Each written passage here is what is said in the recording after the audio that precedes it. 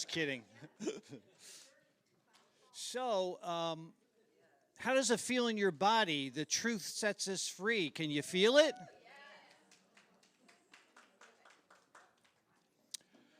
Pastor Dave wanted me to mention that every Wednesday now,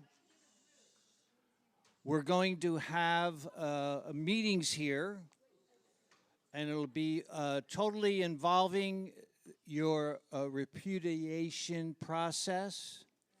Then, of course, what we said about scenes in the court, to go over that every Wednesday. And if anyone is interested, let's see a show of hands again. Who would be interested?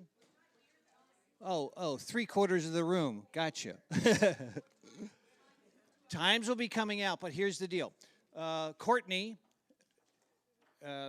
everybody knows Courtney, right? Okay, she has a list. Sign up for it.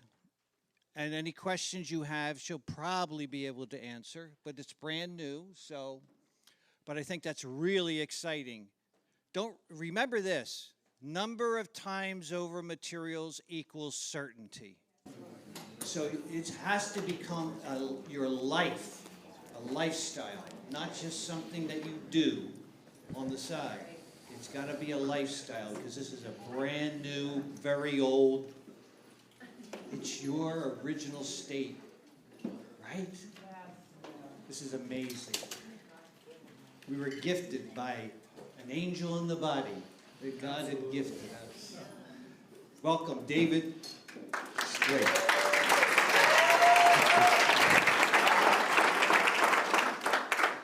Good morning, everybody.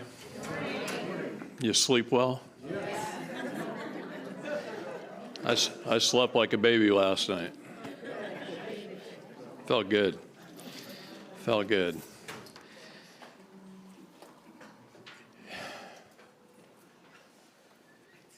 It's really good to see a great group of people. I get the best people there is at my seminars. The salt of the earth, the people that'll stand up and do something.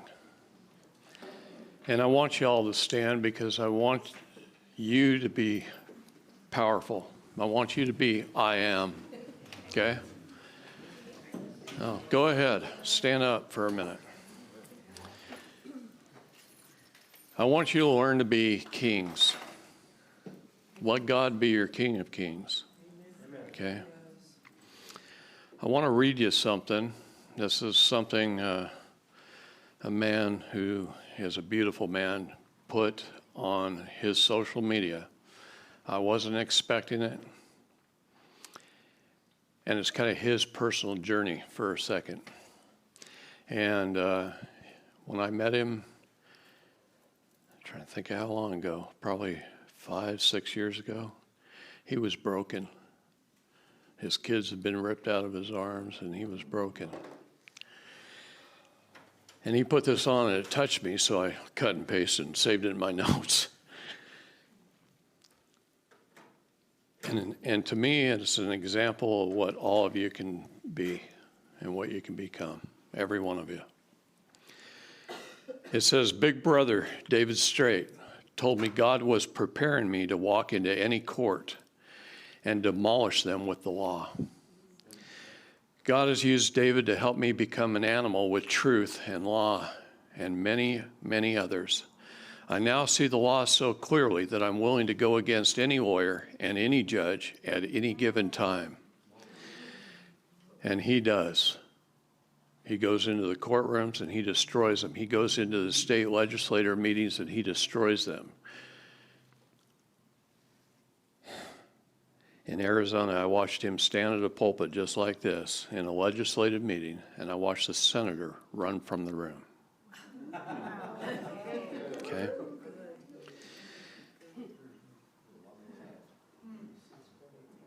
God has given me the wisdom where I have total confidence. It's crazy when a man who is one of the most powerful law teachers in the nation sees something in a little nothing of a guy like me and speaks life and power into him, what it can do.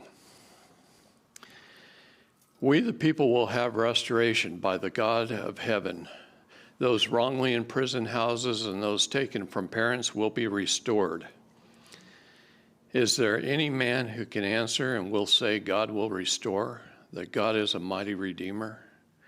I know nothing but the direction of God in his timing, and he has made me a force through the blood of Christ and his might. I am happy that I suffered for many others to be saved alive, that parents may laugh and smile again. It was worth it.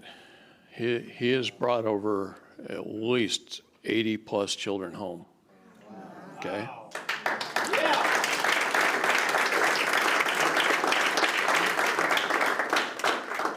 I love God, and he is our hope and salvation. No man can do what you will see happen in this nation. 20,000, 100,000 will put our government on notice, then hundreds of thousands, and then millions. The farmer and the plowboy will know the law better than the Yale graduate and the Georgetown scholar.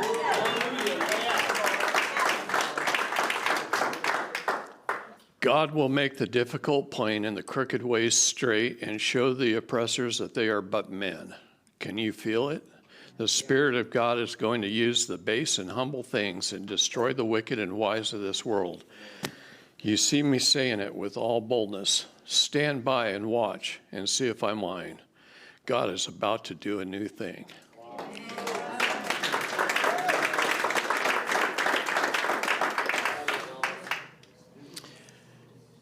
And that's what a broken down man who learns this can do. He became a state national. His forte is private membership associations, which I'll be talking about today. And he's helped hundreds of businesses leave the corporate world and become private memberships. He's also stood for hundreds of parents to get their children back. And he was broken when I met him. What's his name? David Jose, out of Arizona. Beautiful black man that lives in southeast Phoenix. And not the best part of town. And he goes to church every Sunday, and he prays, and he's online almost every day. And we saw him online with you. Oh yeah, he's been online with me. He's been on Zoom classes with me. If you go on YouTube and you see me standing there wearing a blue Hawaiian shirt, that was in his church. Okay. Yeah, he's awesome. Yeah, he really is. So anyway, that's that. You can sit down. So there's hope for us. Yeah. So I'm going to do a little review, get a little more in depth on a few things today. I'm going to try and cover private membership associations, land patents, grant deeds. You can't be the king if you don't own your castle. Okay? Got to own your castle. And we will, one of the things I'm going to try and teach is map overlays, so I can show you how this corruption works and how they go about stealing your property. You know, it's a thing where you get somebody sweet and innocent, a real estate agent, and then you get a sweet and innocent appraiser and a title officer and a cartographer and a county recorder and a variety of others, planners and so on at the county. And you put them all together, and it's a conspiracy to defraud. They're going to work every day just doing their job, thinking they're doing what's right, what they've been taught. They go home at night and they sleep and they feed their family and all is well. But what they're actually doing to you is stealing your homes. And they don't know they're doing it. They just don't know they're doing it. Shall I handle the question first? I didn't write it up there. Another sore subject. Shot equals shedding equal what?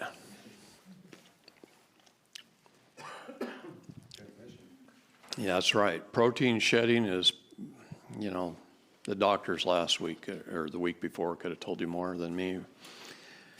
But I'll tell you, it's bad. We ought to be worried to be around people that have been vaccinated. There are businesses out there hanging signs, and I've seen several already, that if you've been vaccinated, don't come in. It's going to be a reverse of the mask thing. It's one of those scary things where we wish we were covered in a plastic sheet. Yeah. Yeah. With that, our very own Jason was actually, he trains. Stand up and on this it. He trains with martial arts and defense, right? So one guy that he trusted, he was training with him, and when they train, they're really physical, and bodies come together. He goes home the next morning, he's sick as a dog. He calls up Doty, he was the main guy there, and he said, yeah, we found out that Matt got vaccinated. His work made it, and he didn't tell anybody. He's been sick for over a week. Jay has a Yeah, bandage. Jay. Yeah, and so with that, it's real. Yeah. So if you had any doubt, So what does it do? It's far worse than the problem that they told us we had. Right. oh, by the way, we're surrounded by pine trees, and we pulled pine, we checked with Judy Mikovits which ones, and we're making a tea of it, and that really, really works. So that pine needle tea is excellent. You can also get cedar tea, and you can look online for like different Native American trading shops, and they have cedar tea, which is very similar to pine needle tea. What does it actually do to your body, chemically and physically? I'm not sure about what it does. Just know that he never gets sick, that guy. And he was beside himself with looked like cold sweats and just not feeling right. And, All the color left him. Yeah. He looked very drab and Yes. just lifeless. And this is a very vibrant, healthy man. Yeah. And yeah, he did not. so nobody knows, we don't know. We're just going to monitor him and see what's going on, and That was helping. He was noticing. Yeah, he was noticing a huge improvement with the pine needle tea. And we learned from a friend that it was Dr. Ely last week at the Free and the Brave, or 2 weeks ago. And he was saying it's the little buds that contain a really high dose of vitamin C. Really high dose. Yeah, that's it. Just so you know what that is. It's a doggy. I like Texas, that's a good thing. I should have had an artist come up, not me.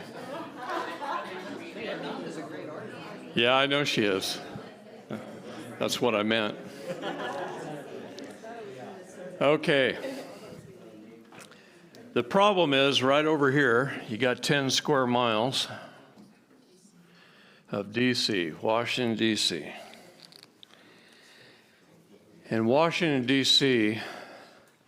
took this beautiful dirt of ours, this beautiful land that stretches from sea to shining sea and border to border. And they took that land and they divided it up into a bunch of chunks and called it districts. And they did that by laying just a clear sheet of plastic over the map. See, the map is de jure. It's our states. It's the states with people like Texans and Californians and Oregonians in it, Floridians and Wisconsinites, state nationals. And they are birthright. And they laid a clear sheet of plastic over it.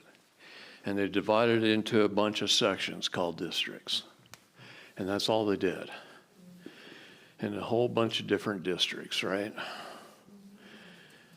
Now, in each district, they assigned things called zip codes. My zip code puts me firmly in the 9th district, okay? And they assign zip codes all over this map. And you, by the sheer use of your zip code, using that on your mail, you live right there. And you reside in California temporarily to do business. It's called a resident. Resident. Being a resident of a district or a ward. So you live in the ward of the zip, and you're a resident of the state of California, the corporation that is registered right here. And so if I get arrested in my zip code by the federal government, the FBI agents show up, and they don't listen to me, and they arrest me. They take me to Portland, Oregon, they throw me in jail, and they try me in the 9th district of the District of Columbia. Where's Oregon? What happened to it? They don't care. It's not even on the paperwork. The paperwork says the 9th district of the District of Columbia. The 9th district federal courthouse. The 9th district. Has nothing to do with Oregon. And how did they do it? By the sheer use of my zip code, calling myself a resident. Citizen, person, and resident are 3 words in the law that you should never use. Never consider yourself a citizen, person, or resident. If you do, you're dead. Okay? If you do, they can try you in the 9th district. Yeah, so Oregon in here just went away from that one map overlay. Well, here's the next problem. Now they lay another clear sheet of plastic over it. And in this sheet of plastic, they've got all the individual states, you know, every little one of them. And that's the state of map overlay. The state of that corporate structure. And on that corporate structure of the states, they divide it up into little counties. And they just divide the state all up into little counties. And the counties steal your property on behalf of the state. It's the counties. If you want your birth certificate in California, you go to your county in California, the county courthouse. They hold it through the Department of Human Resources of California. What happens when you go to work for a large corporation? Where do they send you first? Down to HR.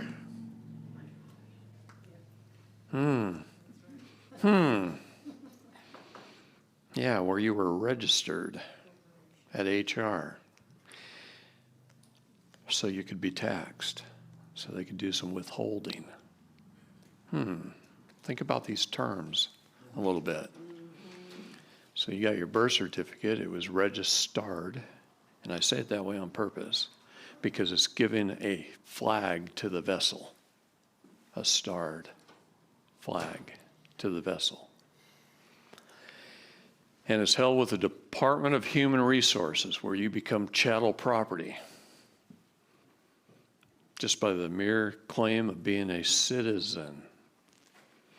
Cities, municipals, and a servant, public servant. Wow. The meaning of words, the diction, so important. And we just don't get it. I didn't get it for a long time. took me a heck of a long time to figure this out. All those puzzle pieces, like when you were a kid. Right. Right. See, it takes a. Had I not grew up in a righteous home and learned about religions of the world, and I studied all religions, had I not done that, had I not learned history, had I not been a warrior and been able to stand and have that strength that they gave me, God put me into all these different places in my life. And then he started attacking me with the courts and made me learn the law. See? And had I not gone through all that, and that's why most of you are probably sitting here, because there's been attacking you, right? Had we not gone through that, I never would have learned this, and I'd never be standing up here teaching you. And it took a very, very long time.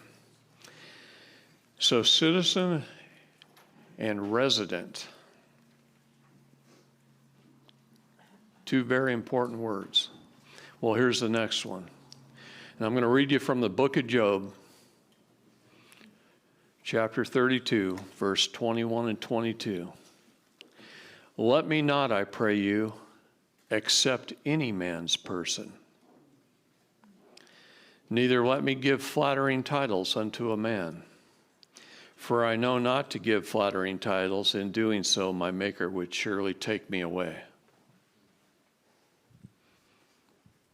To accept the person is a sin. Job just told you that. To be that purser on that ship, the one that could be held in debtor's prison, is a sin. So citizen, person, and resident. CPR. Your heart quit and you need it. You need revived because you're dead. And we don't want to walk around as a bunch of dead entities. Okay, don't you want to be the living man and woman?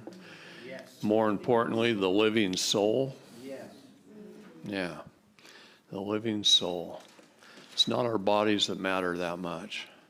It's that soul, that energy, that connection you have with other beautiful people, okay? That is when you feel closest to God, all right? And if you've lost that, I hope you get it back because it's wonderful. Okay.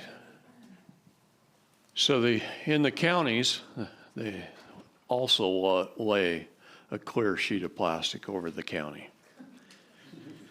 Yeah, they lay one over each state, and then they lay one over the counties. And on that piece of plastic, so I'm just going to pretend this is a county right now. I do have a good imagination. All right.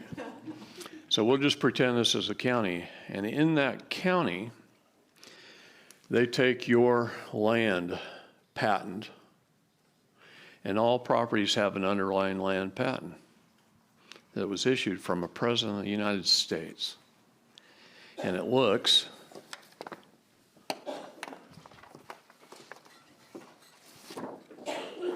just like this. And you can get certified copies from the Bureau of Land Management. I recommend you get 4 certified copies. Your underlying land patent on your property. Now, in that land patent, and we'll call this square a land patent, you might own this lot. A part and parcel thereof. It's very important to use those words. A part and parcel thereof.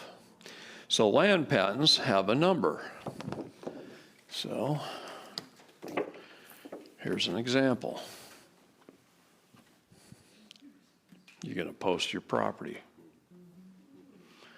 No trespassing. Recorded United States land patent number.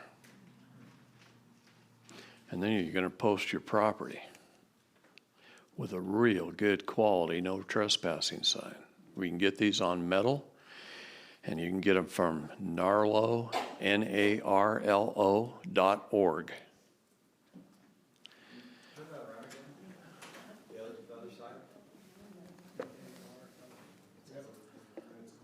Yeah.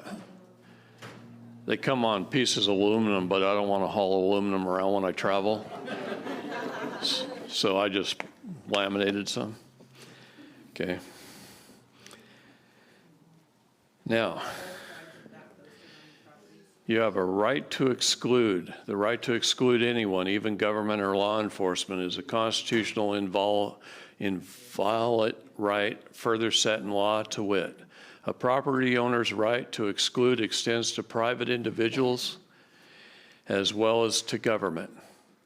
See United States versus Lyons.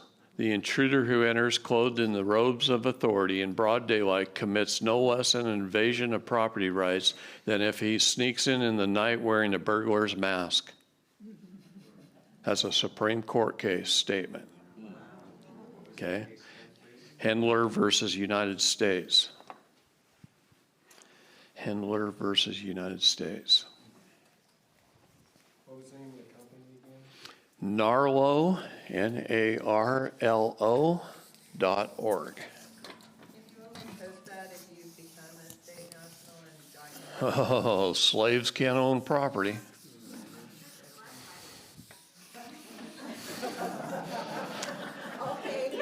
That worked out well. Good advertisement plug for the church. Timing was perfect. Oh, man. That was great. So I want you to think of your land patent, your piece of property, your dirt, as a big old square chunk of immovable concrete that's so big and so heavy it cannot be moved by any piece of equipment. Okay, just think of it as that. And it's got a great big hook eye on it. The man that was given this property was granted this property by a president of the United States. Directly. Every land patent has a president's signature on it. See if I can read it on this one. Who's got good glasses on?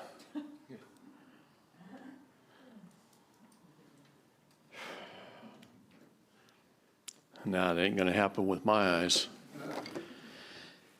I got really good long-range vision and not very good short-range. Put something out at a mile and I can hit it. So, the guy that had that property passed it down through a grant deed. A grant deed.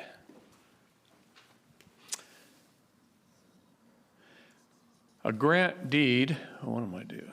Grant deed is like welding a solid link of chain onto the land patent. We're going to call it a chain of title, okay? A grant deed. And that person passed it down via a grant deed. And maybe that person passed it down via a grant deed. And then at some point in time in history, the county came in and someone went in and got a mortgage and they went into their title company and his husband and wife, they sat there and they went, well, how should we hold title?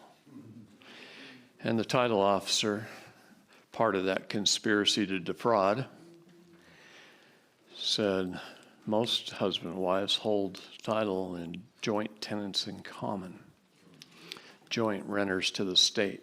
That's what that means. Oh, yeah. I've heard that term so many times.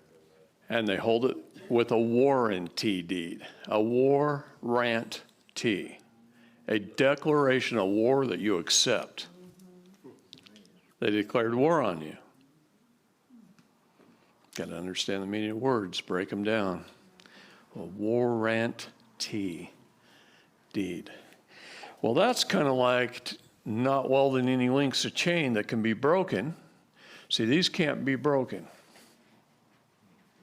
What they do is they tie a string onto it. And there's the first warranty deed.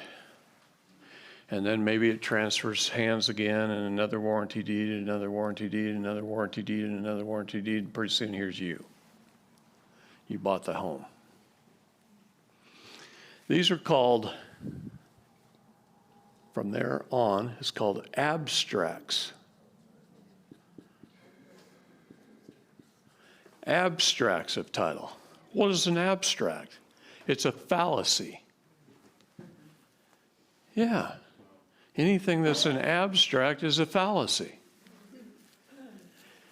Now, here you are. You went to a David Straight class. And you learned about land patents. Now,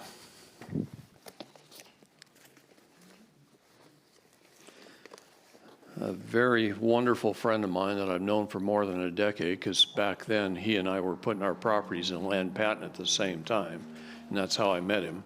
Actually, a friend of mine said, "Hey, David, you're putting your property in land patent? Do you know this guy named Ron? He's down in Southern Oregon." I said, "No, I don't know who he is, but now I'm going to find out." And Ron started to specialize in land patents, where me, I just do 8 million things. He specialized in them, and he wrote a book. And Ron is excellent. The first 100 pages of this is the laws on why they can't take your property away once you have a land patent. Page 114 starts the process of putting your property in land patent. Ron Gibson. These books are $45. You can order them through me or directly through Ron. It doesn't matter, as long as he sells a lot of books. This is how he supports himself, okay? And I help him sell a lot of books because they're one of the best book ever written if you own property, okay? Get rid of that cell phone that's ringing in my pocket all the time.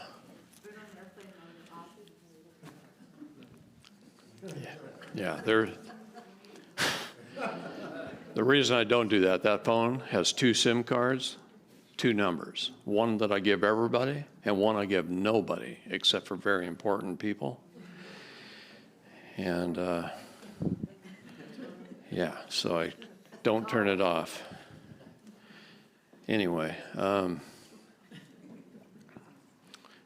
then I pray that they'd never have to call me. Anyway, your job is to understand your property, understand your land patent, except, we're going to call it the last grant deed. Now, acceptance of this grant deed is very important. What that means is you're going to cut the string. And fraud vitiates everything. So you're going to cut the string, and all these abstracts are going to fall away. And you're going to weld a brand new link of chain right here that's you. So that you have unbroken superior title to your land. Now you got to be the king to do this. And the king can't be the king without owning his castle. It's very important. So acceptance of this last grant deed is incredibly important. Posting the property of the land patent is incredibly important. Your property may be that. Okay. Now, you have to be able to defend it. Once you get it done, that's great. You're the king, you own the castle. But the county is going to come in, and they're going to continue to try and steal it.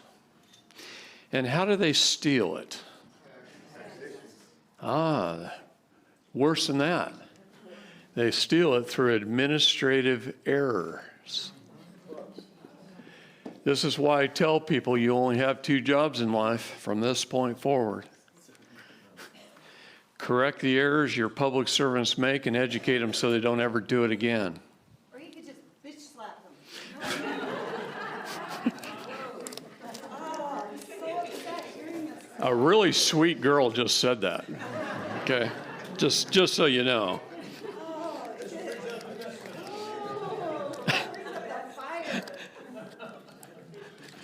There's people at NRA that there's other things you don't slap them with. Well, you know, some need it. I know. So here's what they do. They mail you a property tax statement in the mail, and you get the presentment. And you look at this presentment as the king and you go, holy Moses, I would probably do an acceptance on this if there wasn't completely full of errors. So you make a whole bunch of full color copies of it.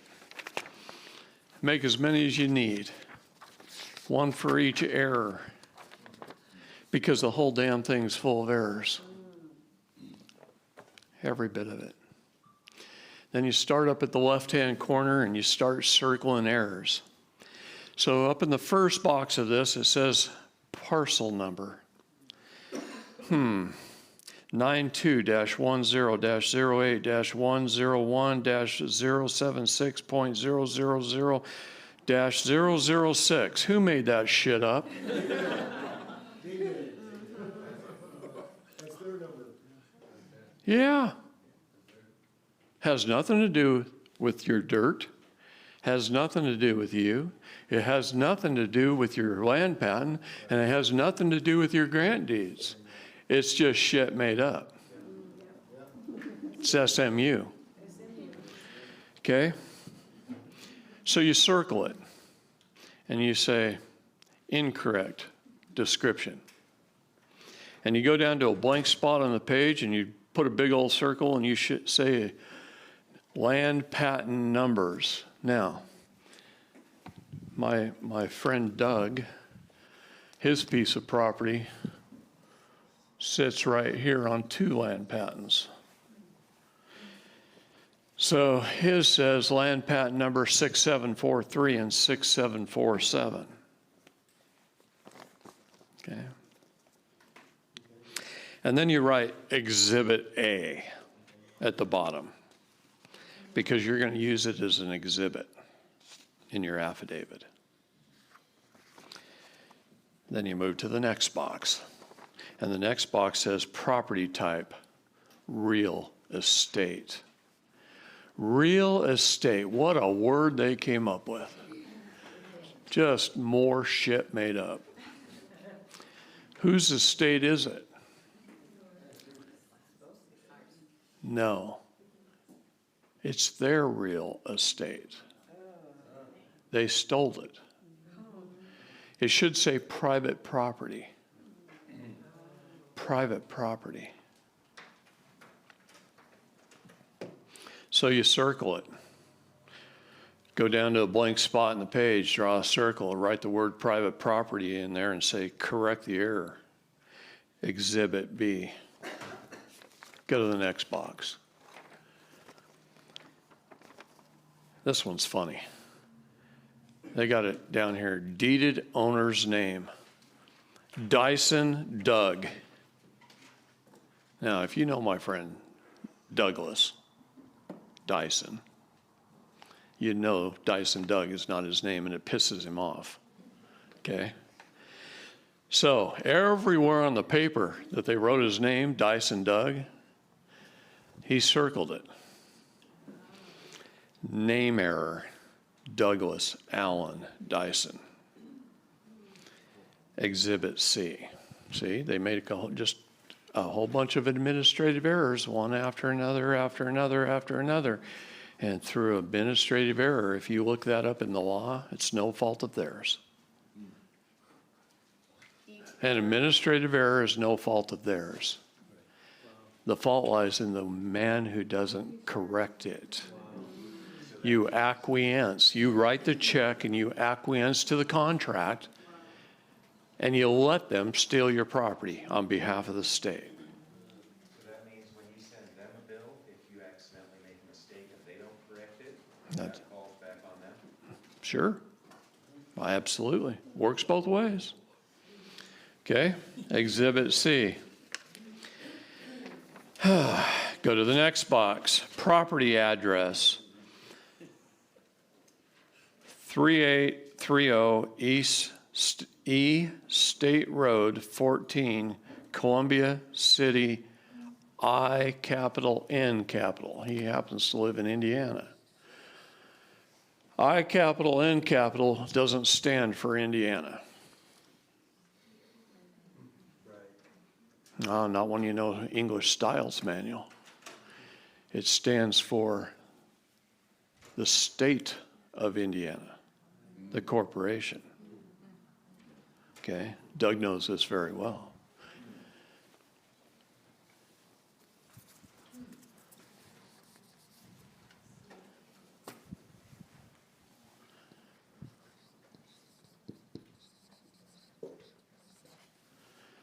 That's Indiana. That's the land. See, they made a mistake. But they kept making them. Then they put a zip code, 46725. 46725. What does that do?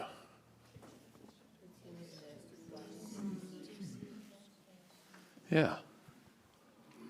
Put it in the federal district overlay so that you can be arrested in the federal district, so you're subject to their jurisdiction. And then they put IN, so you're subject to the state jurisdiction, just by the sheer use of how you write your address, or how they write it. See, that's a mistake. So he circles it, circles everywhere the incorrect address is. See, the real address has to have one of these.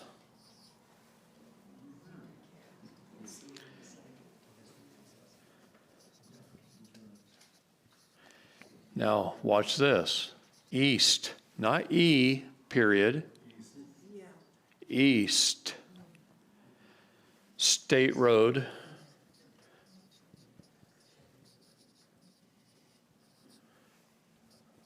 (14) Columbia City, Indiana, spelled out. Non-domestic, without the United States. Or you could just simply put zip exempt. Or you could put the zip code, and with Chicago Styles Manual, you can put one of those on each side, and that's the four-corner rule. Or you could box the whole thing and take it out of the contract.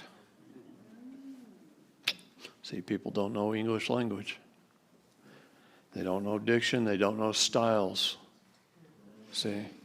And that gets you in trouble. And they know that. That's why they didn't teach it to you in school. You had 13 years of school up till you graduated from high school. And how many teachers you know broke out a Styles Manual? It is one of the number one required classes in law school for an attorney. Is they have to learn language and styles and how to write and how to spell things properly. They have to learn language, and then we, the uneducated who went to the public schools, we call it legalese because we just don't understand what they wrote. And they use the diction that determines the jurist, and we don't understand why they did that. We don't understand any part of it. Took me a long time to figure that out. A long time. And you got the Oxford Styles Manual and the Chicago Styles Manual and the Washington, D.C. Styles Manual. Okay. So, Exhibit D. What's with the care of, and do you spell out street as well? Let me tell you something. Again, you can walk into the USPS or you can walk into the USPO. Okay? Care of, rural route. Those are post office diction. Puts it in that juris. Okay?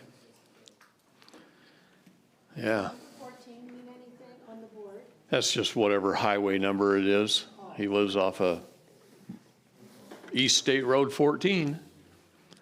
Yeah. If you don't use the zip code, what did you use after? Okay.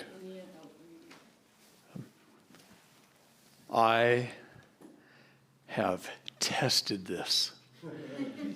I fly around the country, and every once in a while, I take 2 envelopes with me, addressed to me at home. And I'll write my address the right way, and I'll put zip exempt. Won't even put the zip code on it. And I'll put one the way they want you to, the corporate way. They either get there at exactly the same time, or the zip exempt beats the zip code there. Every time. So all these lies they're telling you about automatic sorting and all that crap, their automatic sorting is a scanner. Believe me, it doesn't care. It scans the city, the state, everything. The address, it knows where the address is. And if you don't believe me, when you mail stuff to people, if you just go to the post office and give them this, they can type that in, and it'll pull up the city and state and zip code. There's your test.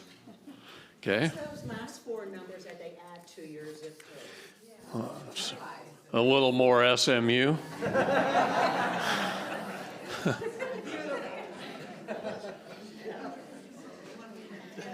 What's this happened a year ago? Do they overlay, you know how they did the election fraud and switched the guys, to Biden? Couldn't they also just switch your zip exempt and put in your zip code and then all? They usually don't. Okay. Next box. Lot 76, a Stable Acres subdivision. Who made that shit up? Probably a real estate developer. He just made it up. In the laws of the United States and in every state, it says, all property shall be held in land patent. All property shall be transferred via grant deed. All property shall be described in metes and bounds. Do you know what metes and bounds are? Okay. The United States was divided into 1 square mile increments. And each square mile, there is a stake in the ground, a brass stake. And your property might be over here. So, it is how many feet from this stake, which would be, there's also quarter stakes, so it's divided up into quarters. So there's a stake here, and a stake here, and a stake here as well. And it'll say from on this one, it would be the southwest quarter of this section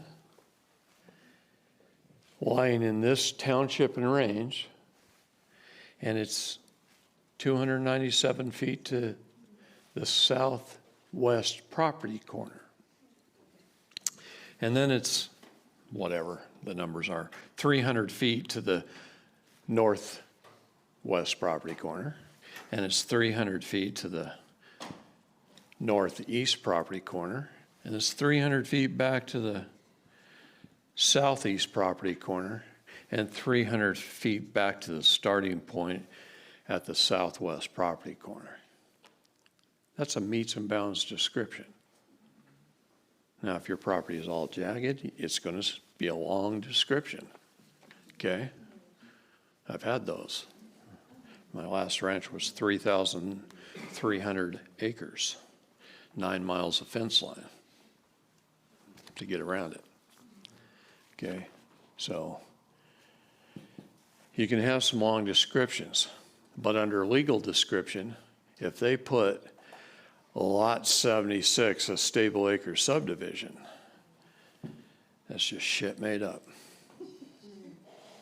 It's an error that you got to correct. If you don't correct it, you acquiesce to it. Okay? Sir, does this book have, examples of all these errors? No, I'm telling you what to do after the book. After the book, after you put your property in land patent, you got to protect it. They're going to mail you one of these, probably for a year or 2 or 3. And you're going to do this. Now, well, let me keep going and I'll get to that question. All right. So that was Exhibit E. The next one's Exhibit F. Now this is where the money comes in. He just circles all the money. He says error. Land patent is tax exempt private property. Yeah, the President of the United States, when he gave you a land patent, he said this property shall be held tax-free.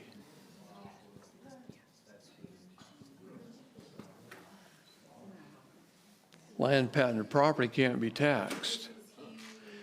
So he circles it and he says error. See Exhibit F. Now, Exhibit G. All the boxes that lawyers put on papers removes the liability from them and places it upon the one receiving. If you're filling out government forms full of lines and boxes, you better be careful. Lawyers wrote it. And they write every piece of sales literature, every invoice, every contract. Just story of Justin. Okay? Yeah. So error, boxes. Chicago Styles Manual says anything in a box is not part of the contract. Please remove the boxes. You can send an invoice out without a bunch of lines and boxes, right? Look at QuickBooks. They do that and didn't have any lines and boxes. Correct the errors. You have to make the abstracts go away.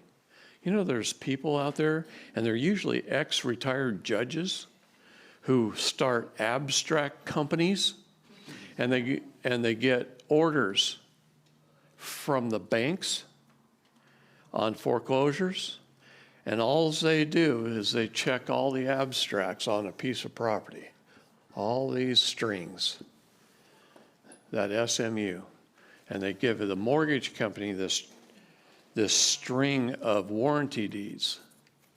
It's called abstracting. In California, you have to be real estate licensed to get an abstractor's license. So they also get real estate licenses. And they make a lot of money. I know a judge is making about $60,000 to $70,000 a month abstracting in her spare time, retired. See, she quit being a judge because of me. I started teaching her about this stuff. And when I got to land patents and told her she didn't own her house and faxed me over your property tax statement and I'll prove it to you, I didn't know she was a judge, by the way. Up until then. Yeah, I didn't ask. I just trying to help people. And she says, David, I'm going to have to tell you my resume. She worked her way through law school in the county recorder's office. Her mom was a real estate agent. She grew up listening to her mom do real estate deals. She went to work at the county recorder's office, thought that's a great way to pay for law school. She didn't come from a wealthy family, just an average family. And actually a single mother family. And she got very good at her job. And she graduated from law school, and she got hired by one of the top mining companies in Minnesota. And she was working for this mining company. She made quite a bit of money. And one day she went to a high school reunion, her 25th high school reunion, and she saw one of her high school friends, and he said, "I'm a county commissioner in the county in which you live.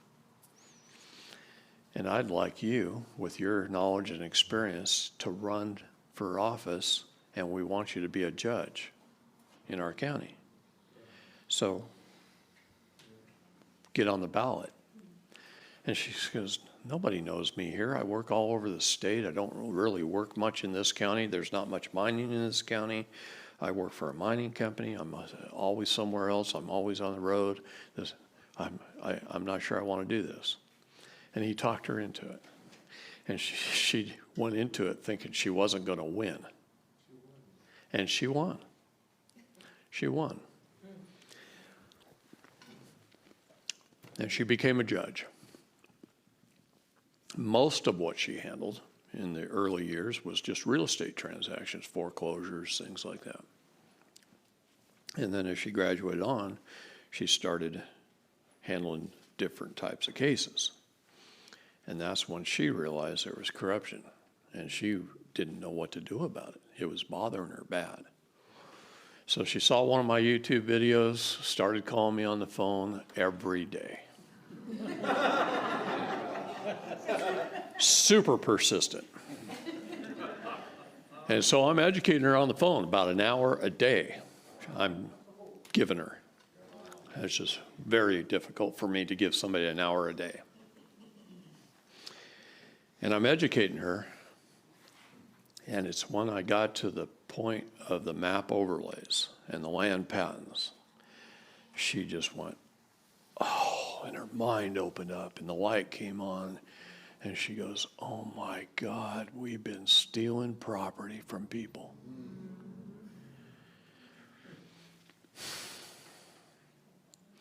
And she goes, "David, can you come put a class on? I'll get every judge and every attorney in our county out there."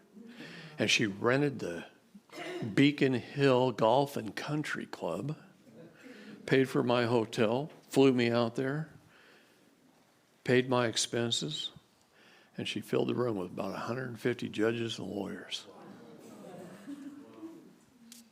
And it was my funnest presentation. Were they all ignorant of what they were doing? They cannot out-debate me. Wow. They can't out-debate me. See, here's the issue. They've been learning algebra their whole career. And I take them back to 1 + 1 is 2. What is the origins of law? Where did it come from? How did we arrive at this thing called law, where a small group of men could put something down on paper and hold me, a man, accountable? They can't answer it. I had a room full of law degrees, and they can't answer where the basics of law come from. The Bible. That's right, Genesis. The Bible is a trust indenture. You have to understand that. God's the executor. He created all things. He's the executor. He gave me, man, dominion over the land, the air, and the water, and everything therein. That makes me the trustee or steward. Okay? And then he goes into the begats. Who begat whom, and who begat who, and who begat whom. Most boring part of the Bible to get through. It's so hard to get through that section. I've read it several times. It's very difficult. And that's the beneficiaries. And it kind of goes on forever. It's really hard to get through that section for me. But I love genealogy. Imagine how hard it is for people that don't love genealogy to get through it. All right? So it's very, very important. It's important to understand how these unsuspecting blinders on real estate agents, appraisers, tax assessors, think about how many people's involved. Start giving it some thought.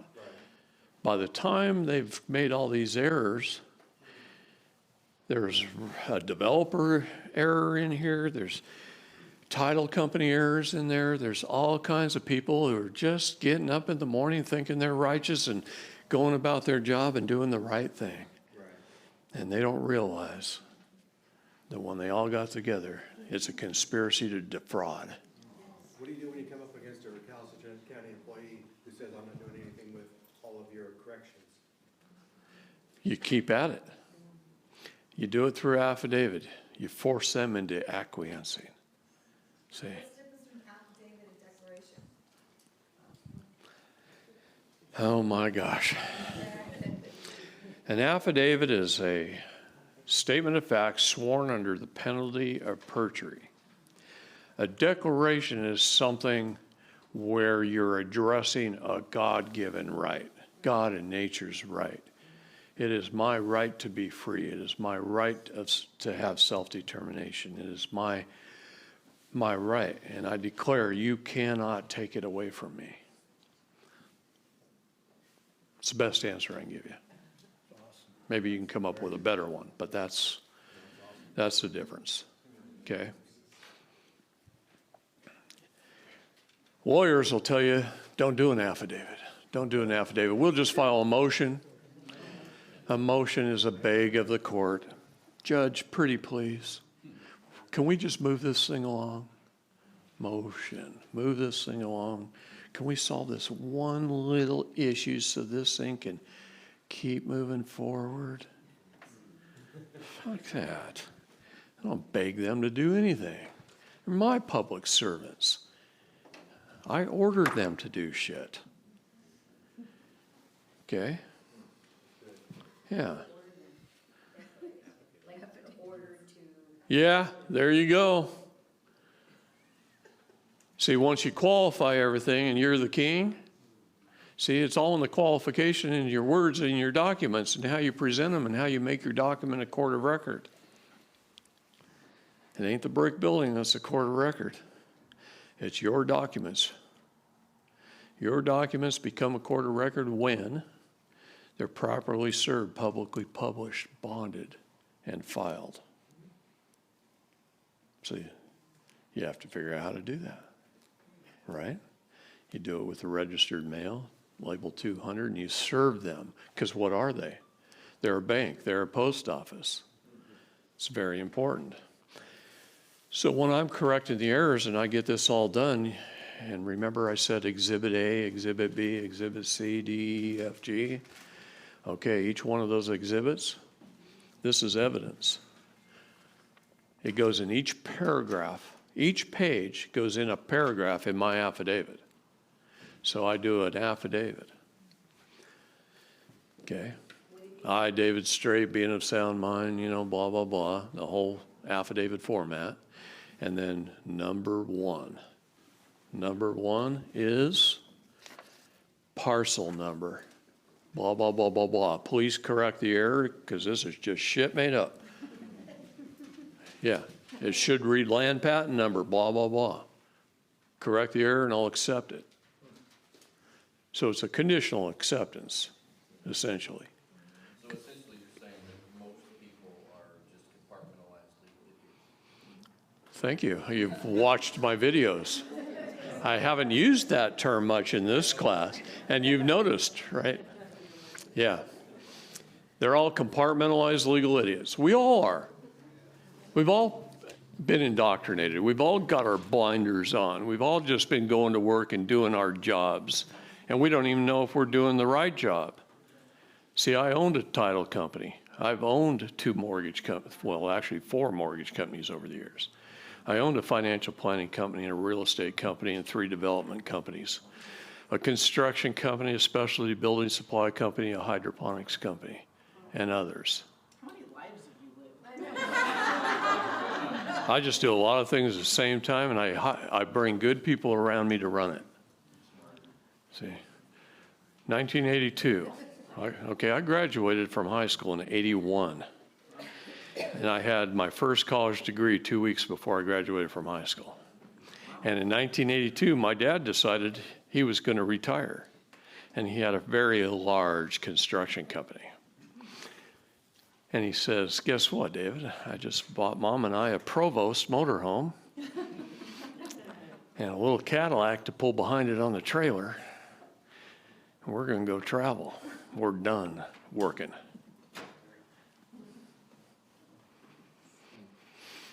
You're going to take over. And I go, I just enlisted in the Navy.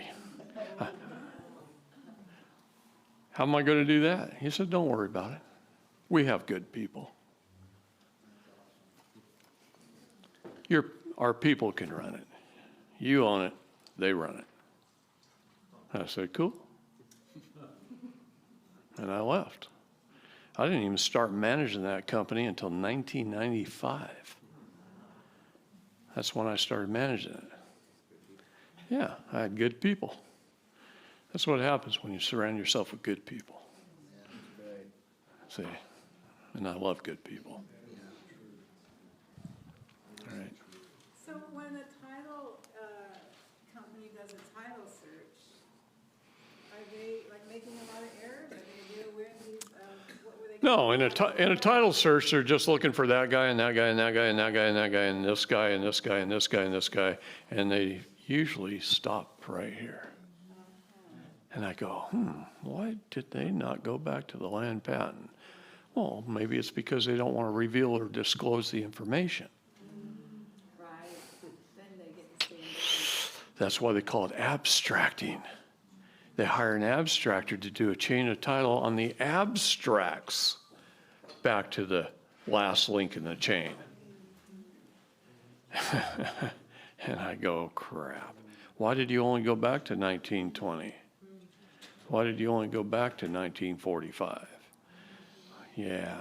They left that shit out. See? Why? Was it to defraud?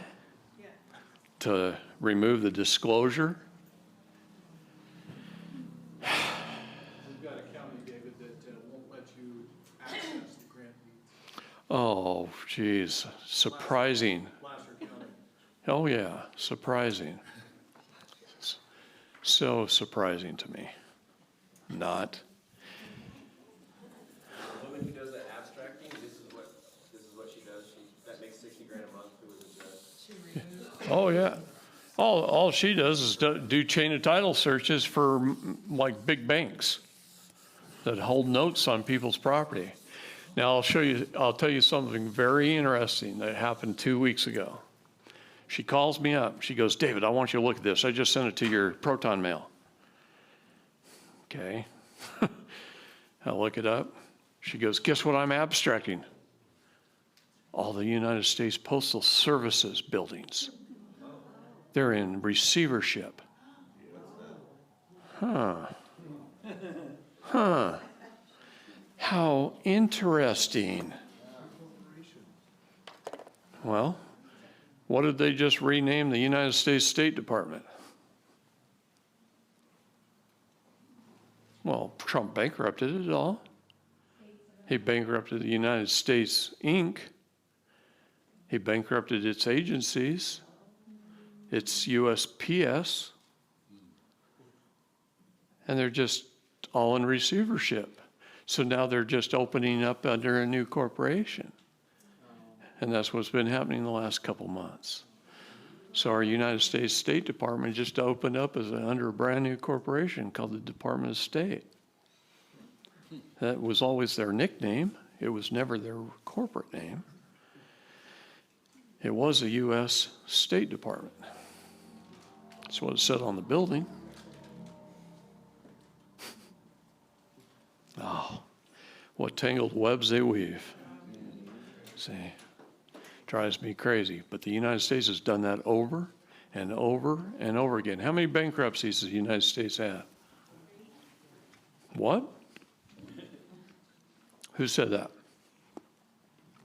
3? Okay, 1861.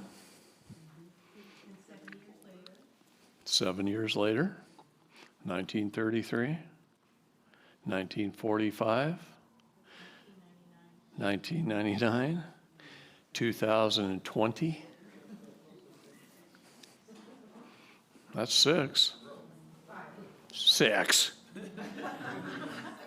I already had 5, and then I said 2020.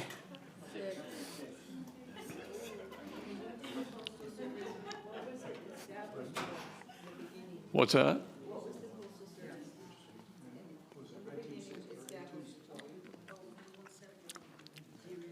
Yeah, Benjamin Franklin. I've studied Benjamin Franklin quite in depth. And he set up the Postal Service as the first national bank of the United States, the United States Post Office. It was set up as a bank. It was also set up as a courthouse. All the courthouses were post offices and banks. You go look at all the old buildings. They all say, yep, U.S. Postal Courts, right? And all the old buildings, Boston, Philadelphia. I love going to Philadelphia and seeing our capital. And going to the original Treasury. I've got some beautiful books from the original Treasury. It's just gorgeous. Talks about how our money was first issued and what it looked like and all that. Pretty cool. And of course, that was real money before they fiated it. Huh? Well, yeah. And it was used for developing the Constitution. Well, that's right, but the first Constitution usurped the Articles of Confederation. So, and Judge Napolitano talks about that all the time on television. Because the Articles of Confederation, that was the name of the United States before 1776, was a Confederated States of America. See, the Morrill Act, Senator Morrill, passed an illegal tax act, and it unfairly taxed the farmers of the South versus the manufacturing and banking of the North. That was the cause of the Civil War. The Civil War was never about slavery, ever about slavery.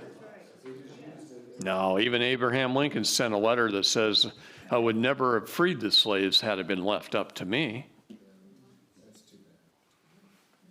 And here he's credited with the emancipation.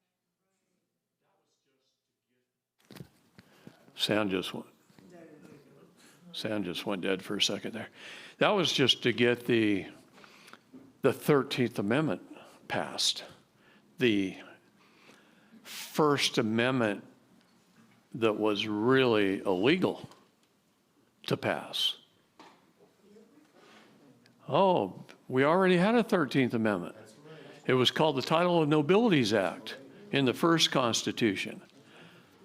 Yeah. See, we had one. And there were 9 copies of the very first Constitution, the one my grandfather signed. Only 9. They were held in 9 state museums. And they burnt 8 museums down in one night trying to destroy that Constitution. And Kentucky's was saved.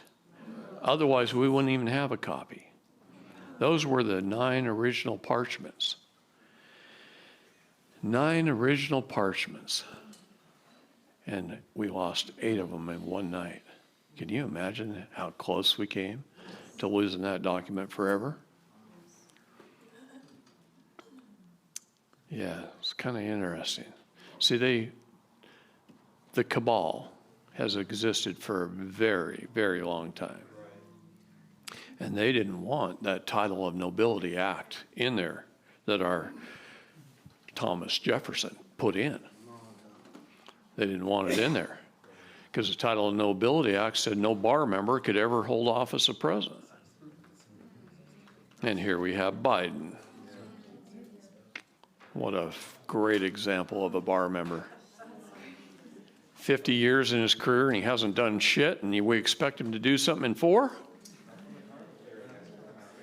He hasn't done anything in 50 years. He's just a pansy. Yeah, if it's even him. I know it's not.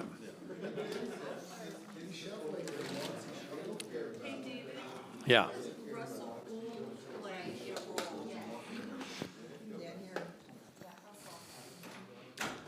The military thinks of him as an amateur. He is very intelligent. He's very correct. He's very right. I was with Russell when he took over the Supreme Court of the United States. It was a beautiful sight. I was good friends with Russell, good friends with Dave Miller. I've been at all their houses before. And I was at Dave Miller's funeral. Okay.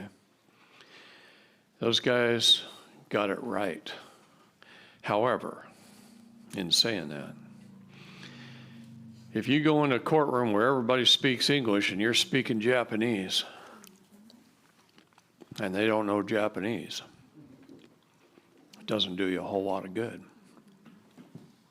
And there lies the problem with Parsee syntax grammar. See, Parsee syntax grammar is really a perfect language. It puts math to English. That's all it does. It puts math to English, and it's a perfect language that nobody can freaking understand. And because they can't, how effective are you going to be?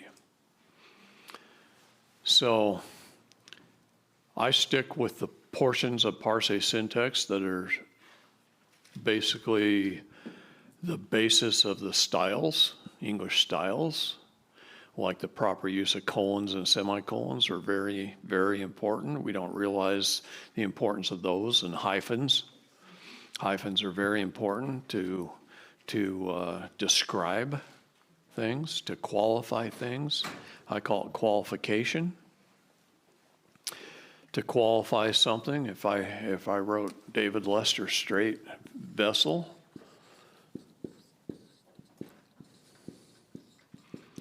it's pretty cut and dry what that is, right? Pretty cut and dry. If I put David Lester Straight Executor, it's pretty cut and dry what it is. So use it to qualify things. When you're operating in different jurisdictions, your name is written in different ways. See, your mother, here, I'm going to do it this way. My mother gave me that name. My middle name was my dad's brother's name. So I was named after a family member. That's my two given names. That's why there's a hyphen there. Okay? I had no choice in the matter whatsoever. What's that?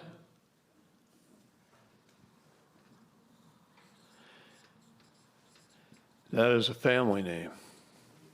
That name has changed spelling so many times as it's come down. I mean, in Germany, it was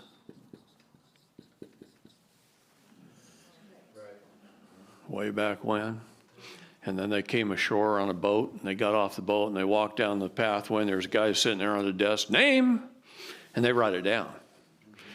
And boy, they aren't accurate. So they wrote it down. So they wrote it down in a million different ways from my ancestry.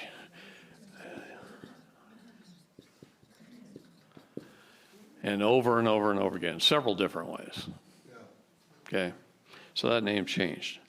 Do I care? No. Let me tell you something about history.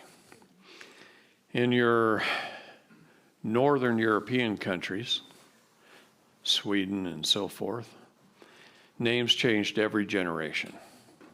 Why did the last names change every generation? That's right, from the sins of the father, whatever, okay? So if I was David Lester Straight and I had a son, Christopher David, his last name would be David's son.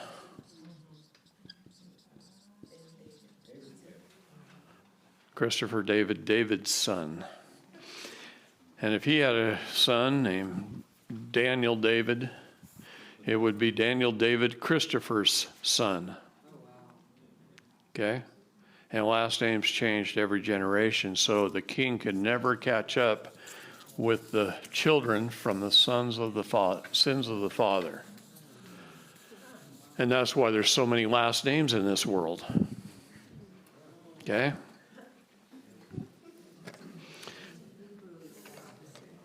What's that? Yeah, Hebrew is the opposite. That's exactly right. Okay, very, very important. All right, let's run through a short, before our break, question and answer session on land patents, abstracts, how they steal your property. Well, whatever questions you have, I want answered. Can you do these for properties within, right near in a town, not land far away? You can. You can. For a regular house in, within Ashland? A regular house in Ashland? Yeah. Here's where you have a problem. When you have old apartment complexes that are 2 stories this way, and you own a condo in it, well, now you can't. If your condominiums are townhouses, right? Now you can, but you better be accurate on your description because you got to go right through the center of the wall. Okay? Huh? Here somebody's living above you. You can't claim the land underneath and take your neighbor's property. If you could stand up so we can hear and see you. Thank you. Yeah. I have a question. Okay. What if, and I know this is probably a stupid question, but I would imagine they could still steal your property if you're still a slave, but if I'm a slave, which I'm a slave, and I own my home outright, it still belongs to them. I still don't own it regardless if I paid it off. That's right. Okay. Isn't that terrible? Not only that, you paid it off with fiat currency, so it's a debt. It's a debt to your trust. It's just legal tender. Anything that's legal tender tenders it to a later date, to death and probate. So if I were to put my paid off home in a trust, is there any protection there as a slave? No, not really, because they'll break most trusts, especially if a lawyer writes a trust. Lawyers write trusts designed to be broken. Yeah, that's an interesting little thing in the law. You know why? Because their ultimate goal is you to get wealthy, and then they steal it when you get old. And they put you in an old folks' home, and they take it all back. Oh, yeah. They love to do reviews. I'll say something that, we had a property put into a trust, and, the lawyers weren't breaking it, but the judges were corrupt, and they were doing everything to help them, so. And they called you the alter ego of the trust and broke the trust. The biggest reason they do that is because there's no acceptance of the trustee to be the trustee. That has to be a position you're willing to fulfill. So if you don't accept it to be the trustee, then they come along and call you the alter ego of the trust. It's all yours. You just did that for tax evasion. Go ahead. Yes, since I'm a new king and I lost my castle 2 years ago, can I use land map to go back and capture it?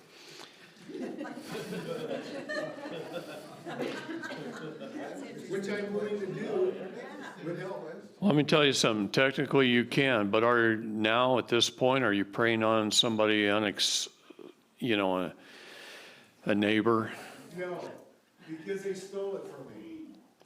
And they had warning because I posted it that there's. Okay, now there's a difference. I put a post up, I put my no trespass, I put warning, and I posted my rescission on my deed on the recorder 10 years ago. Absolutely. Once you've given notice, that ends everything.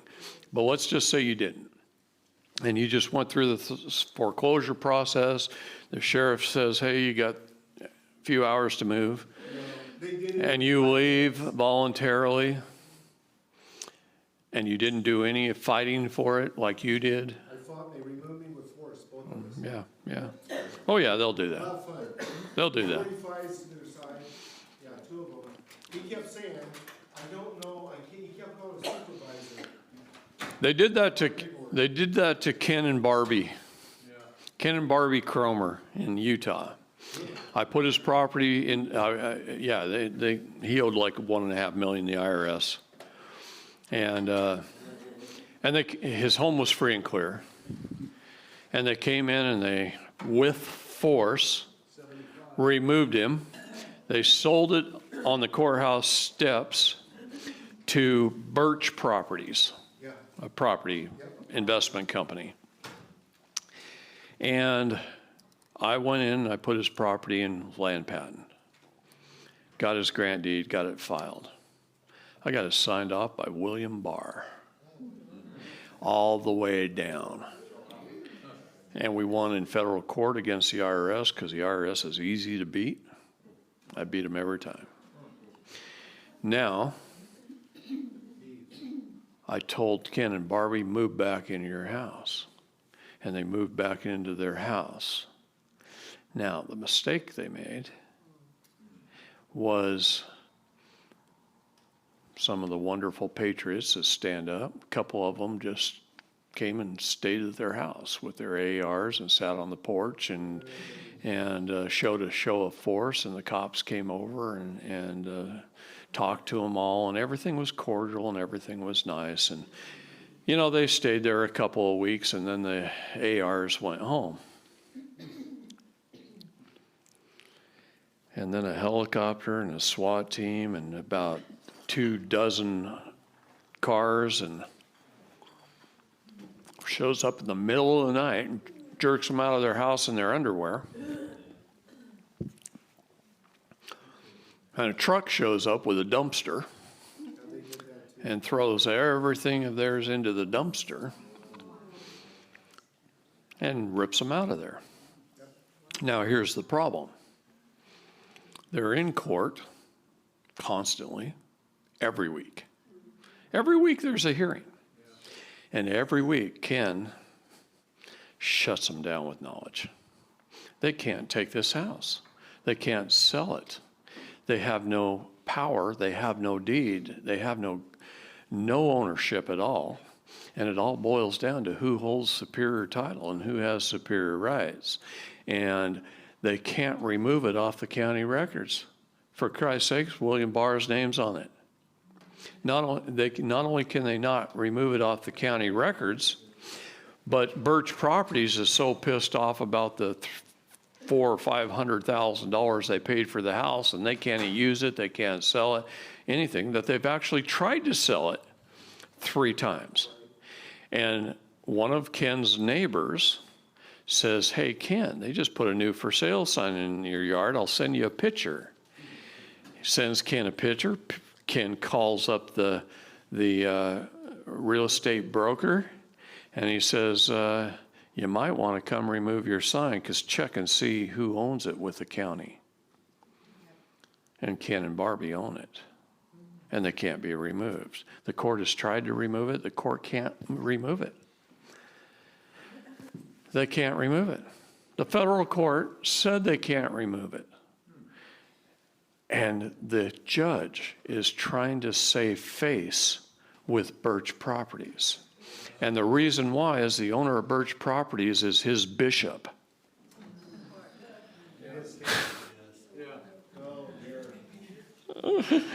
Oh, God, it's fun. But here, Ken and Barbie's not living in their house right now. They were kicked out for 11 months. And then I got them back in, and they lived there for almost a year, and then they got them out again. Do I go through you to do this, or use Ron, or both of you? Because I've got Ron's book, but I couldn't. I ain't doing it for you. No, I put lots of properties in land patent, but I don't have time for that.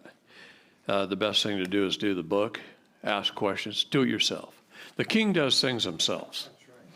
I'm telling you, no one can stand for you. People ask me all the time, David, I'll pay you $50,000, come stand in court for me.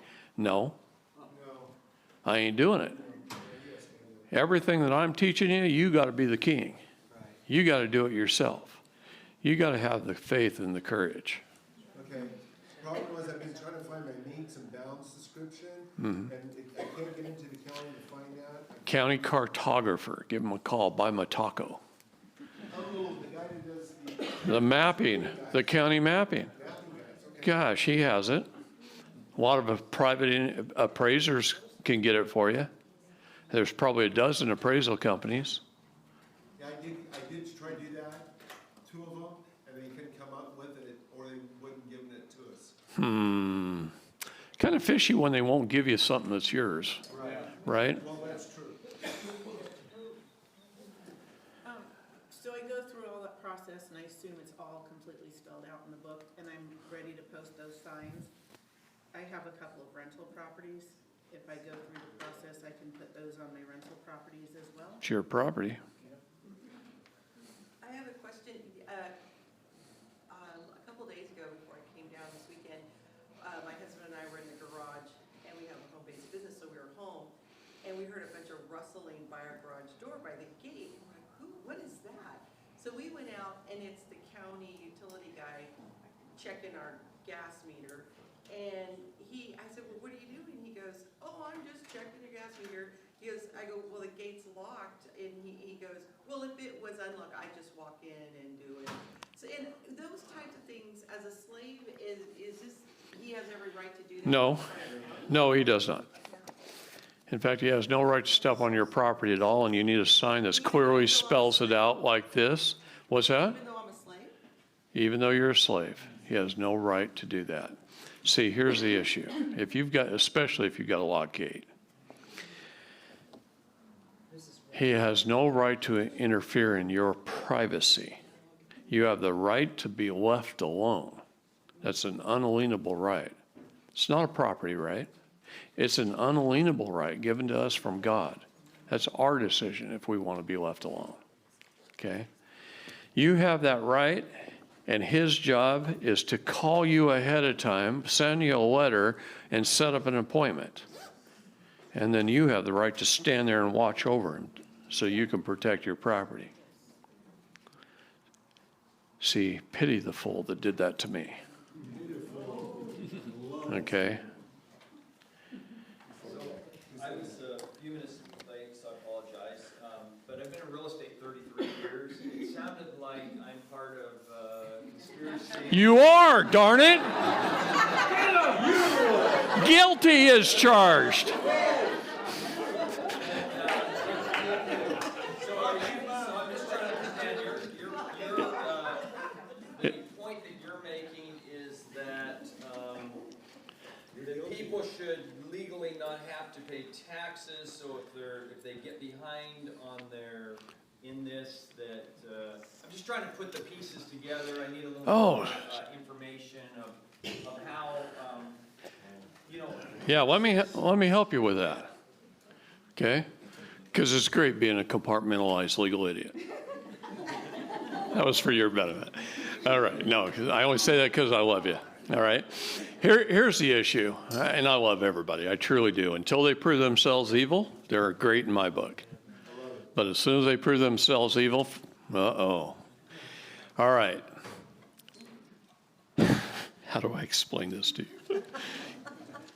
without taking 2 hours. Okay, no, seriously, this is so important.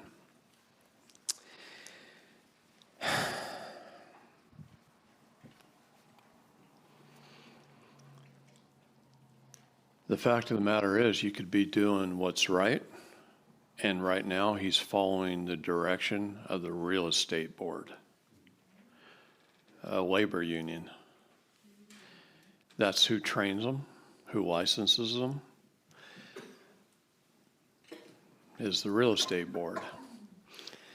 And the heads of the real estate board, and how I know this, is a very good friend of mine named Bill Pfeiffer, was the head attorney for the California Association of Realtors. And he lives in Bend, Oregon. See, people always have this thing that, man, if I don't pay my taxes, who's going to fill the potholes? That comes from the tax at the pump. Sales tax is a fair tax. Sales tax is really the only tax you should be paying. You shouldn't be paying any on your property. Right. We've already paid all of our income taxes and property taxes forward. Right. They're done. The accounts are full. They're called CAFR funds. Let me give you a little example, and I'm going to use my own city because, well, I know the numbers. Bend, Oregon has 100,000 people. Deschutes County, the county, has 250,000. Bend Parks and Rec has a budget of $67 million a year. Parks and Rec. There's 114 Bend police officers. Their budget, coincidentally, is $114 million a year. I find that interesting.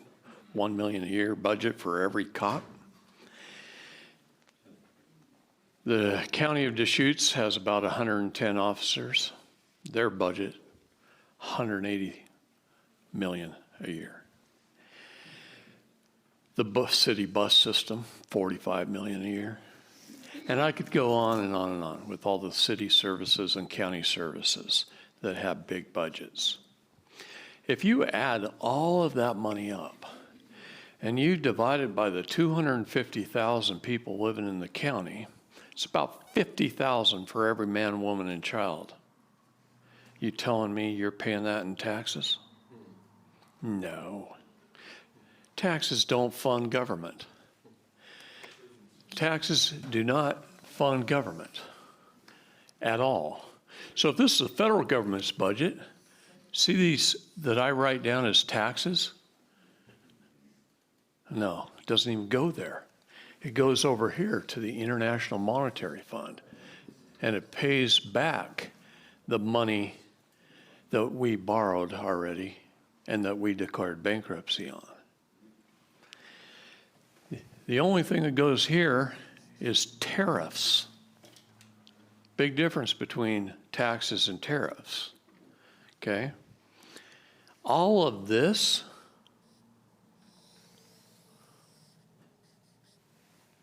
of our federal budget comes out of your Sesta QV Trust from every courthouse in the country to the tune of $1 trillion a day. That's why Nancy doesn't care if she spends $1.7 trillion this week and $1.8 trillion next week, and she don't care. They don't care anything about the debt clock. See, that's for the sheep. That's for the slaves to see, to make you feel like you're in debt. You don't have any debts. You have credits. I can deal with the I period S period, IRS period. I can deal with the IRS, which is a collection agency for the International Monetary Fund.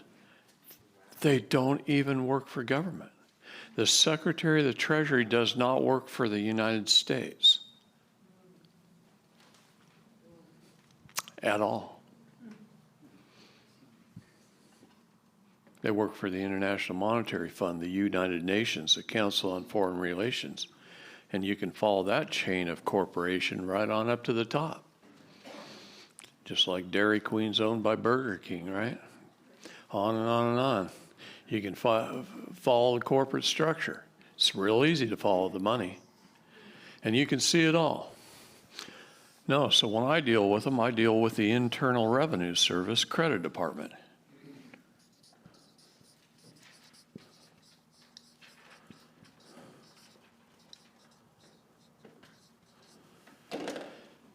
Their credit department.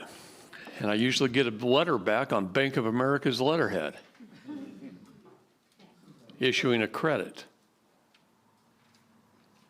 Big difference between how the king operates and how the sheep operate. It's really crazy, actually, when you think about it, how deceived we have been. People get shot for telling people what I'm telling you. Yeah, I've been shot at 4 times in the last few years. They killed John Birch. They killed Andrew Breitbart. Okay. There's a lot of people they've killed. The Gastons. On and on and on. People who were standing up. People who were telling this stuff. Truth is a hard thing. Hard sell. I'm willing to take the risk because I'm very aware. I'm very well trained. And I know how to read people. And that's why I walked around and I shook all your hands or gave you a hug. Because I can read you, see if you're good or not. And then I don't worry when I'm up here. Okay?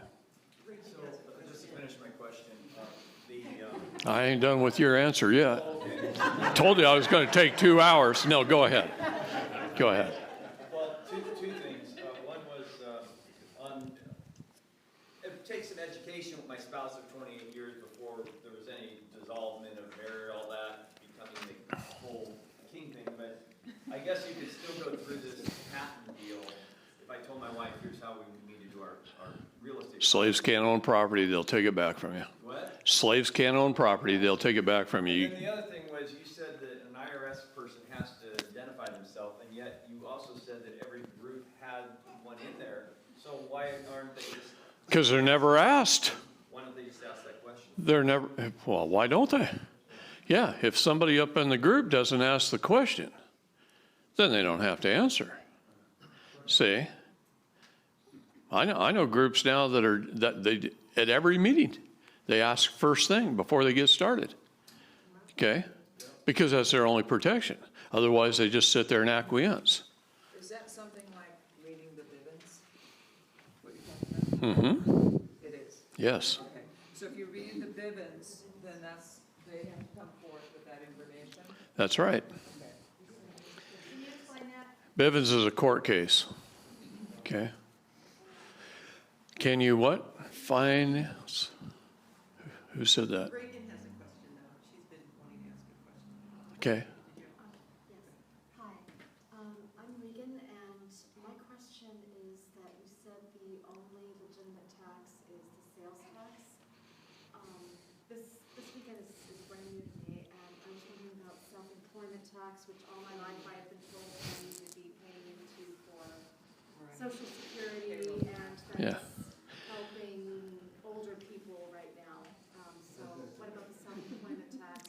Well, let me answer that because it's part of his answer too that I haven't got to. People don't know diction. You do not know the words. Let's talk about a 1040 to explain this. Where did a 1040 come from? That was cute, but no.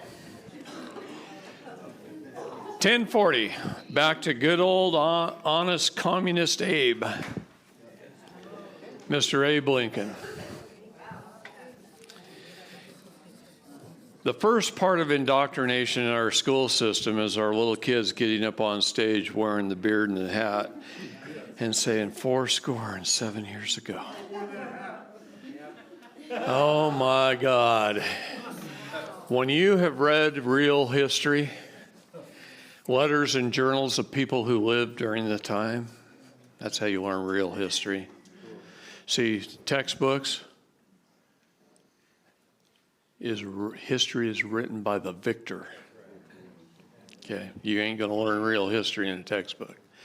So where did the 1040 come from? The 1040, the country was bankrupt.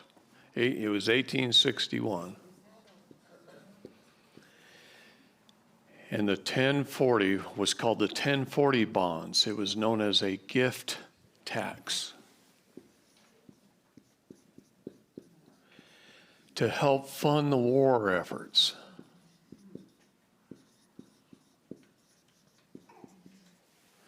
To help fund the war efforts. They called on the people of America, approximately 7 million living in the country at the time, to fund the war. By this 1040 bond, you may or may not ever get paid on it. Consider it a gift tax. Please gift it to us to help the war efforts. And because we were patriotic, free Americans, we gave. And they've never done away with the program. The 1040 is a gift. It says right at the bottom of it, you sign this sworn under the penalty of perjury under voluntary compliance. It's voluntary. People don't know words.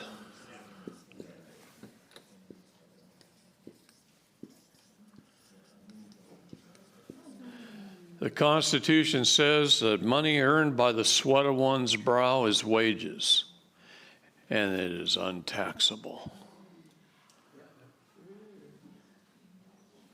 Income is defined as money earned on investments made with wages already earned. Money earned on investments made with wages already earned. You go out and earn $100,000 in wages by the sweat of your brow. You take that $100,000 and you invest it into something, let's say a house, and you make $150,000. You've got $50,000 of income. None of this was taxable. None of it. The only thing that's taxable is the $50,000 in income. Now, guess what? Did you manage that investment? Did you work for that investment? Did you sweat for that investment? Now I just took away the $50,000. You have zero income.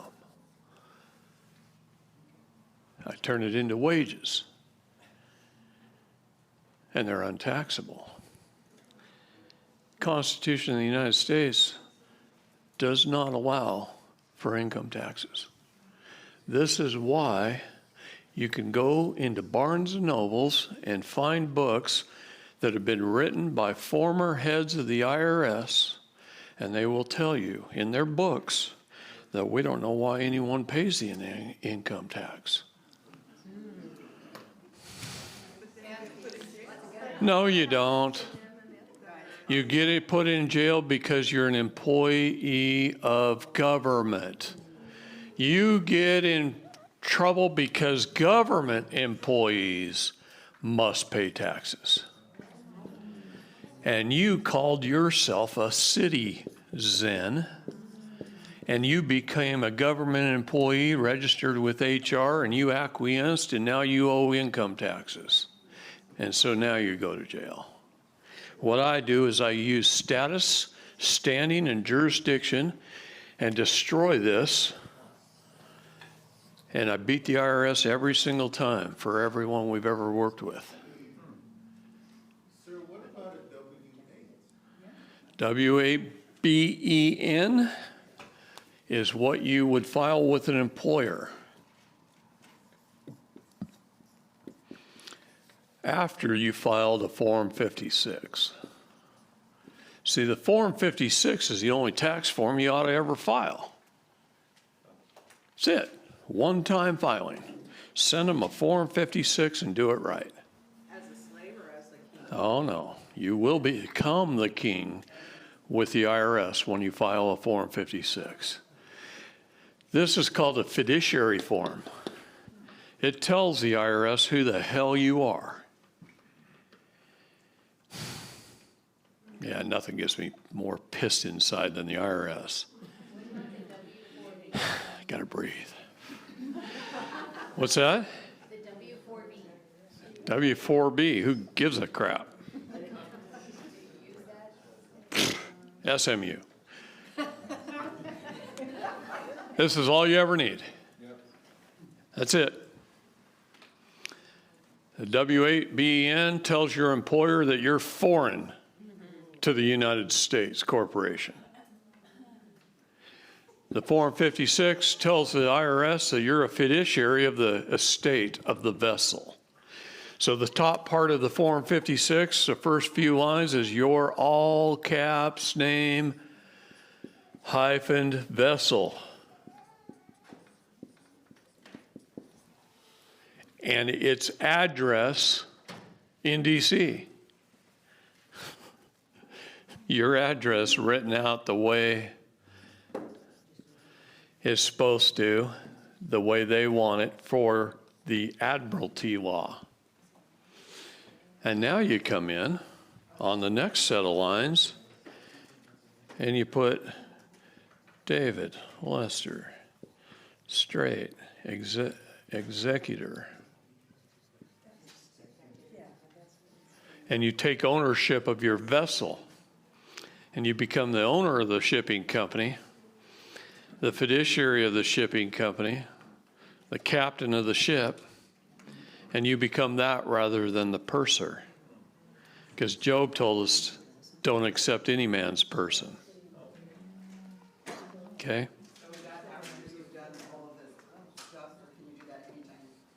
What's that? Can you file those papers anytime, or do you have to do it after you? All right, one more time. Very first thing you need to do is an affidavit of repudiation and a declaration of who you are to the Secretary of State of the United States of America so you can get that crap in LexisNexis. Then you have to get a passport that reflects that status. You do that at the passport office in San Francisco.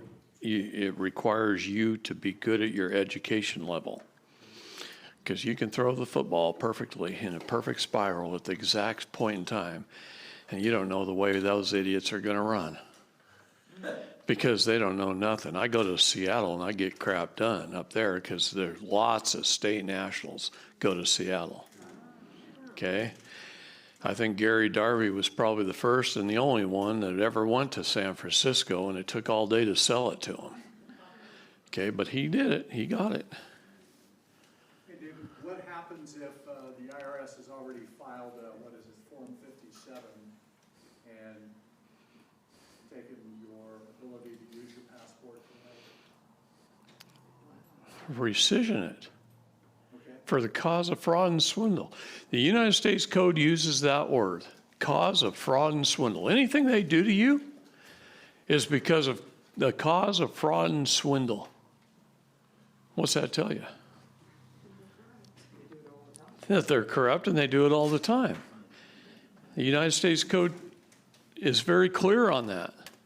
The cause of fraud and swindle. So I use it for everything.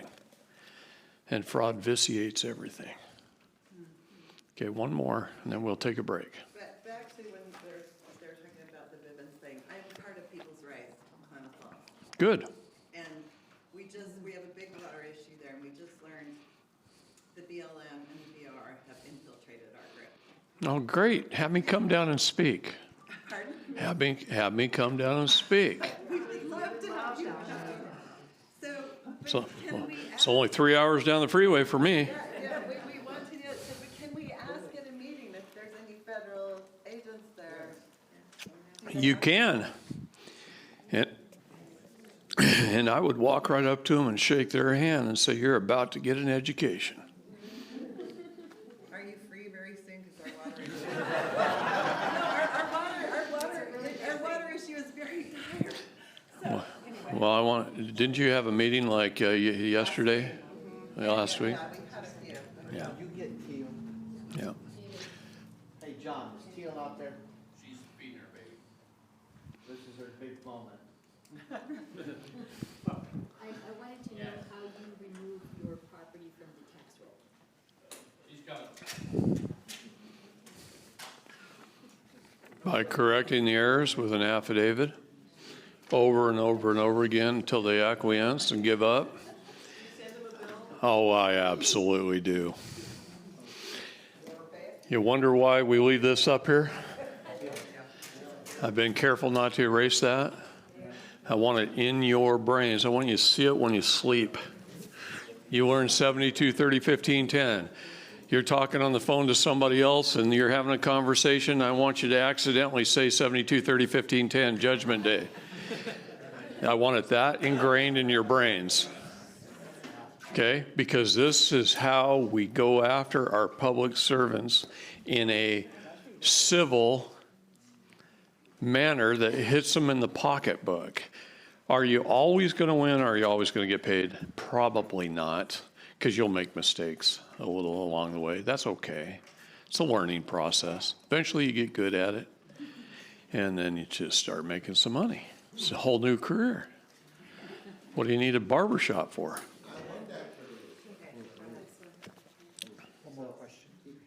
I got a question. Good. So, she is not a citizen yet. She newborn. She was born at home.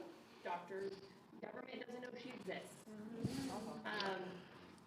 Until you walk into one. We have, in the state of California, because she was born at home, we technically have a year to fill out a birth certificate. We have not done that. What are the pros and cons of moving forward and not filling one out? I highly recommend you fill one out. Okay. But I highly recommend you make it your contract. Okay. See, here's the thing. Attorneys wrote the application. They make a lot of errors on that application, like signing off as an informant. Anytime you're dealing in the contract world, contract law, you have the right to do something very special. They write a little word like, sign here for informant. And you have the right to go, eat. No. Just on their document or like? It's a presentment. It's an offer to contract. Anything they do to you is an offer to contract. You have the right to make a proper and fair contract. If you don't like something, if you don't like their terms and conditions, initial it and put in what you want it to be. And what would that be, David? How about mother? How about father? I don't care if you put God's child. You put in what you want. You're the king. Okay? David, with these forms, are you getting the contracts and then writing them out and then writing in the new names, or are you creating your own contract, your own document? I like to create a lot of my own documents. The problem is a lot of times your agencies don't accept them, so I just mark theirs all up. Yeah, and it's one that you just print off online, so. No, yeah. Print it out, mail it in. Don't ever do anything online because you can't control it. For her, You know who controls it? Computer programmers. so for her, I have to actually go in and I have to take a witness of her birth, and we actually have to have a meeting, a scheduled meeting with someone from the other. Do an affidavit with witness signatures. Okay. Now, first, before you do anything, go buy a family Bible. Okay. You write the event down of her birth in the Bible. You get 3 signatures on it, and you go record it. Okay. Now, you're going to have to record it outside of California, Okay. because California won't record anything that's not connected to real estate. Okay. See, they're already fraudulent. So just Call the girls up at Pima County, Arizona, County Recorder's Office. They'll walk you through it. They'll tell you to put in a money order for $30. What you do is you take a picture of the page in the family Bible, you write a little one-page affidavit with it, make it a document, and send it off and have them record it. Do it with registered mail, make it a court of record, have it recorded, it's publicly published, it's every bit as legal. And if you did that first, I would also recommend a little child claim form where you're claiming your children as your property, okay? Set up a business, put them in contract, put them in trademark. Get everything done ahead of time, and then fill out the birth certificate and cross off what you don't want. Put in what's right. Does the color ink matter at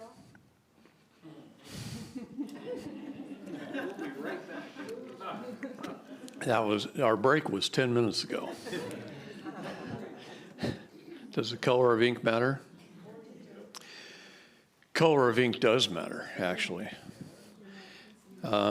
You will run into issues here and there with governments who say, no, we're not going to take a signature from a purple pen.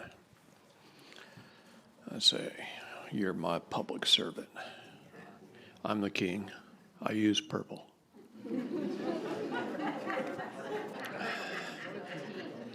And if I got to do it and send it that notice a bunch of times, I'm going to.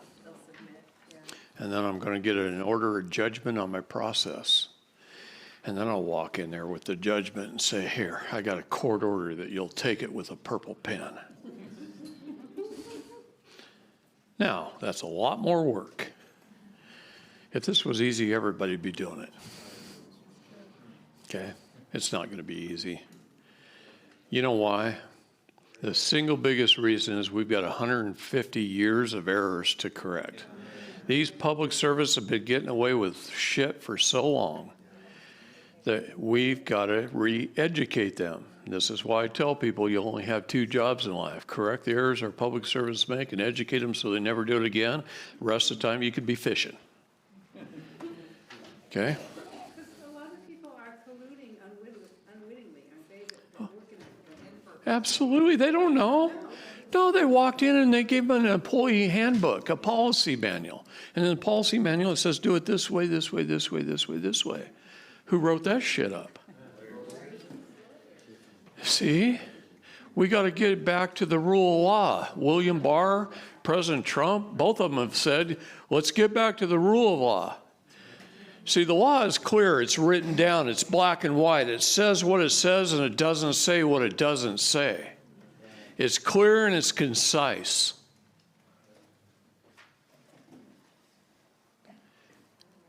Case law is just SMU. It's the opine of a judge. You going to let them use that against you? Some judge sitting in Ohio who is politically motivated or racially biased or didn't like the way you looked or the way you talked or the way you act, so he ruled against you, and that ruling sets precedence for you? Don't ever allow that. Prosecutors bring in that case law, and guess what I do? I get their document off the docket, and I destroy it. I don't let them get away with anything.